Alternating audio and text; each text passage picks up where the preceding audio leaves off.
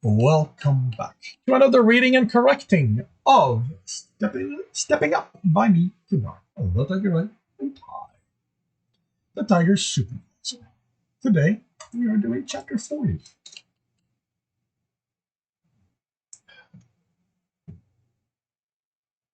Wait, what? Sorry,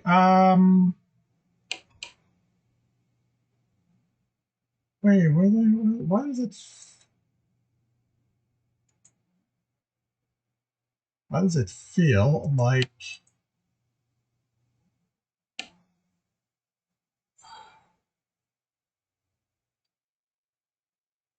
Okay, alright, I'm gonna have to make some adjusting, I think. But, okay, well, let's give this a try. I don't know, Serena said, something unsure as she eyed Commodore. That sounds dangerous. The clerk raised an eyebrow. Commodore did it, Tibs said. He'd finished explaining his plan for the dark night to the rest of the team. And I, Tibs asserted, had he gone 7 days without eating anything? He knew he'd gone hungry. Most of the time on his street was spent feeling hunger, but he was too busy to count the days between scraps. This is where basically what happened. This feels out of left field. I mean, it is technically the same day. I think, you know what, I think I'm going to leave it for my editor to comment on. He's a cleric, she countered. They go through training to... She stopped and looked annoyed. Dar smiled. Except he didn't train to be a cleric, Ness said. He just did the same thing they do. Frown. How did you find out how they get their audiences? How get their audience? You know, I didn't think they talked about that. They don't. Actually, this is Commodore, so they do not, the cleric answered. I don't question that Tibs can get an audience, Karina said, letting out an exasperated breath. Our problem is that clerics spend the year leading up to their audience practicing going without food. You only have 23 days. That's not enough time. Not to say how that's going to affect everything else you need to do until then. It's one thing not to eat while you aren't doing anything, but you still have your teacher or training, both as a team and figuring out how you can use your other essences to etch and weave. Why the training? Jekyll asked, before Tibs could point out he had years of training and going hungry. He didn't look forward to it, but he could endure it. The point is for Tibs to feel like he's dying. Getting used to that isn't going to help. He isn't going to feel like he's dying, Reno stated angrily. He is going to be dying. Have you ever gone more than a day without eating? Said Amanda. Do you know what it's like to go hungry? Do you? The fighter replied, smirking. She opened her mouth and closed it. I've heard from some who have, she said, as if she was weighing each word. The first times are painful. They have trouble thinking. The coordination suffers. Tibs isn't going to have the time to get used to it. And it doesn't stop there, she added before to stop Jackal from replying. Do you have any idea how many of those who go for their audience to become clerics don't come back? Those who do don't suddenly feel better because they survived it. Maybe many die on the way back. You're just forgetting one thing, Pickle said. And what am I forgetting? She asked sarcastically. Tibs is used to going hungry.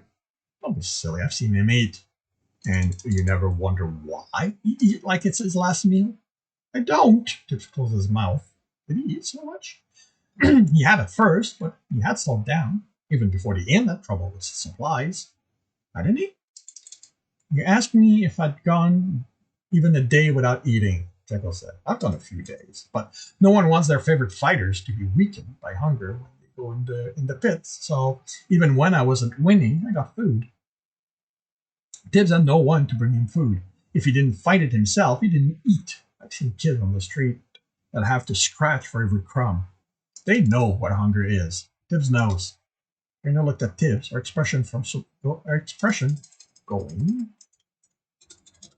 from surprise to horror and sadness. I'm so sorry. What for? Tibbs asked, surprised at her reaction. You should never have to suffer like that. Someone should. She trailed off. Be that as it may, Bar said. He has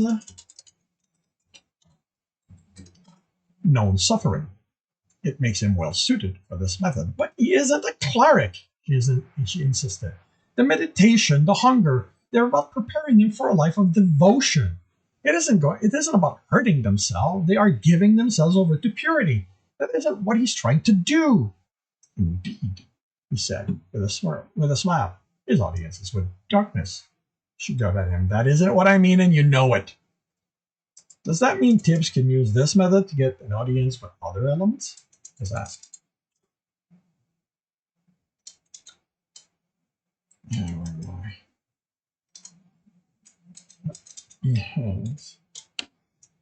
Does that mean Tibs can use this method to get an audience with other elements? Let's ask. After light and darkness, Trina said, there's only purity that he needs to get. That is what water told you, right? Tibs hesitated. It was, but he wasn't sure if. But what if he wants the other elements? The archer asked. He's going what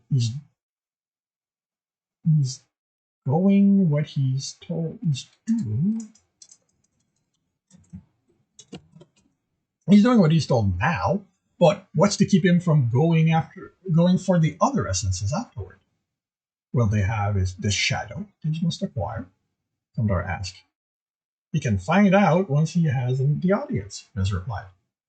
But that could kill him, Trina stated. We know light, darkness, corruption, and purity want him to have an audience. Water told him, and because of that, they aren't going to kill him just for arriving while already having an element. You heard the warnings about trying to get more than one audience. From the guild, Jekyll said. For all we know, they know we can have more than one element, and they don't us to be more powerful than they are. Then why do they just have one element? Mez asked. If they knew how to get more, I think those in power would have more. Yeah, this is clunky, but it's dialogue. Jekyll couldn't come up with a response, then Karina smiled in victory. She and Mez were right, to realize. Might have a way to get an audience with any element he wanted, but he'd need to find out if he could get them before trying. But regardless, she said, first we need to deal with this situation. Putting aside that I don't think it's a good idea for Tibs to starve himself, we only know how to have him get an audience with darkness and purity. What about light? Is there something like the opposite of the dark night, a bright day? Knuckles would know, Jekyll said after seeming to reconsider his first choice and answer.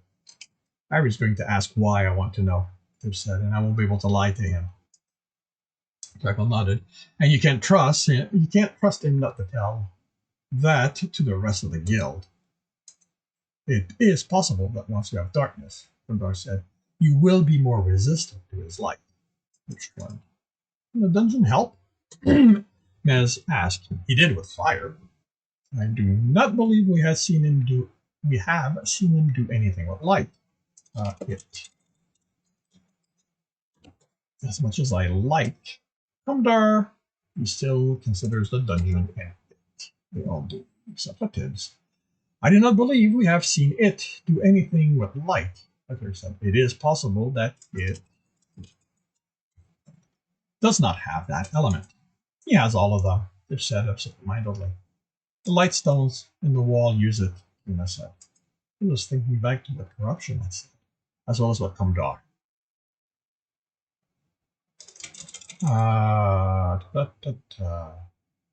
It said, as well as what Kandar had about having an element granting some resistance to being hurt by them. Just getting his hand close to flame hurt. Fire said he'd broken a rule in how he got his audience. When you broke rules, you were punished. When you were caught breaking rules. Tibs had been caught. Was this the punishment? I wish Water had explained how all of this worked. Why don't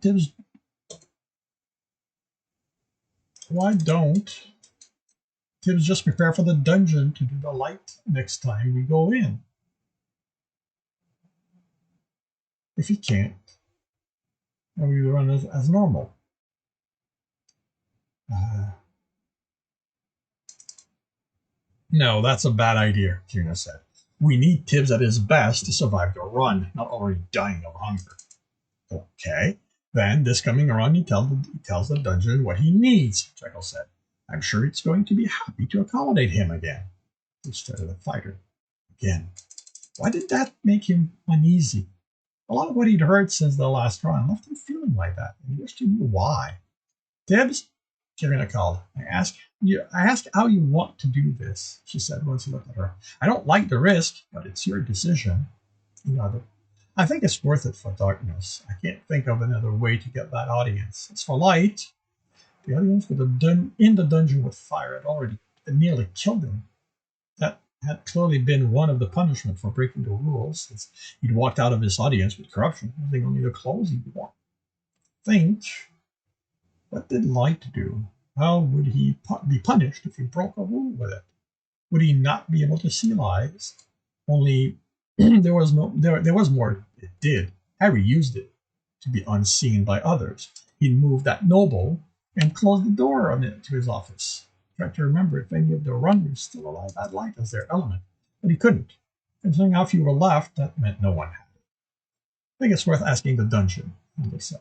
If light hurt him as fire had, still could keep a brute by him, so Tibs could heal, and he'd deal with what the other punishments were when they happened. Tibs forced his hand to stop shaking and told his stomach to stop complaining. It had only been 3 days since his last meal. He'd gone much longer without eating, and it hardly affected his work. With his hand steadied, he peered over the edge of the roof at the window, closed, but no magic protecting it. Only Sebastian had that, but it made Tibs check every window every time now. He lowered himself, let go of the roof, and caught the windowsill. Pulled himself up and propelled himself on his elbows, and planted a foot on the wall. Like the other houses in this neighborhood, the walls were stone and used earth to lock his foot in place. The room on the other side was dark, so Tibs used air to find the latch, top of the window. Water essence through the window allowed him to make ice around it and unlatch the window. To make ice, I don't need that, and unlatch it. He pulled himself in and sat, panting. This had been harder than it should be. His hunger kept distracting him. Not that he believed Karina when she said working while hungry would be hard. He had been hungry before, and he hadn't expected it to be. He hadn't expected it to be. He hadn't expected.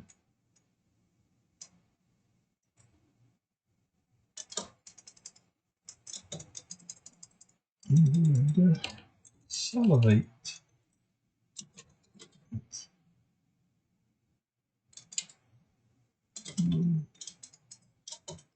Smell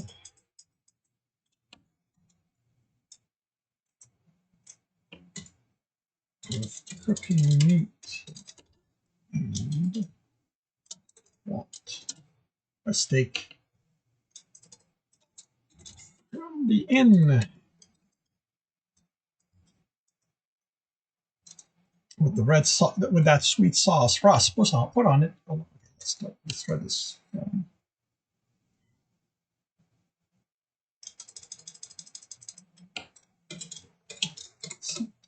Not that he believed Karina when she said working while hungry would be hard. He had been hungry before, but he hadn't expected he would salivate at the smell of cooking meat and want a steak from the inn with that sweet sauce Ross put on it, along with roasted potatoes and greens. Grendel's pie. Best would he do? What could he go for his berry pie? The stomach grumbled painfully. Shut up, he told it. He was getting soft from having food anytime he wanted. He studied the bed and made out the floor. He studied the room, and made out a form of a bed, a dresser, and a wardrobe. He heard no one, but checked by sensing essence. The noble who owned this house had few servants, but he didn't let them sleep in his home. It was just like a noble to take a house large enough for a to house large enough for a full family and live in it alone. He headed for the door, taking from an occupied room was like taking from an abandoned house. I mean, he cracked the door open and listened. He could use essence again, but he didn't want to grow too reliant on them. He would on them as he had with food. If there was a way to hide essence, he wanted to have other ways to find what he wanted. A conversation further down the hall, where the noble had his office. Tibbs had expected him to be sleeping at this hour. More than one person was there, so it could be too long for him to wait. The bedroom then. The men would have coins there too. Nobles always kept coins within reach. It was as if, or as much as they had, they couldn't bear the idea they might not touch them. He stepped to the next door, softening his step using the air essence, but he forgot the door and it creaked as he opened it. The conversation continued without thought. He softened its sound as to close it. The bedroom had a larger bed, with a table next to it, along with a dresser and wardrobe. Clothing was strewn everywhere. He felt the clothes for pockets, the coins in them. Not finding any there, he searched through the garment in the dresser. There was a knife at the bottom, but that would be missed, even if it wasn't in the silver sheath engraved with design and gems added to it.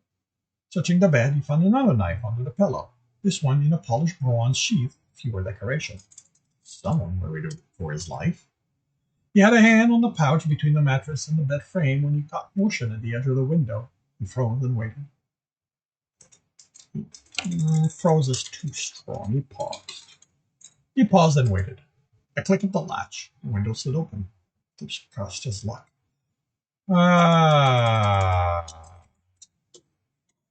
First. There were so few rogues left. How had another one picked this house to practice with to? Should he let them be? It wasn't like Tibbs owned the house. Others were free to practice where they wanted, so long as they didn't cause problems. The shadow slipped in, and Tibbs made out enough to frown. Much too tall to be one of the runners. Right? One of the thieves that picked the same house he had. Those would definitely not care if their robbery angered the owner. Tibbs straightened and pocketed the coin he'd taken. The thief stood before the window, making himself visible now, as if somebody was light, didn't know he was there, didn't care, or, didn't realize, wanted him to know. In the little light of Claria's light, the little of Claria's light coming through, Tibbs made out some green among the black of her clothing. He looked at the door and she shook her head. He needed to stop looking where he sensed between the office and moved. What did she want? If it was to rob the house, she should be whispering suggestions like how they could divide the rooms. He hadn't had this happen before, but if he had, back when he stole to survive, it would be what he did. Only she stood there before the window, blocking the only quick exit. I'm going to go with she because I've been saying that. She moved quickly and Tibbs readied himself for an attack and was almost too slow in reacting to what she did because of it. The vase she grabbed from the dresser was heading for the wall closest to the office, and Tibbs jumped to catch it. The noise he made colliding with the wall was more than the vase would have caused, and he was further from the window, which the thief was now closing behind her. Tibbs ran for it as he saw her put something in the jam above I don't need the window, and heard step coming from the hall. He didn't have the time to deal with that with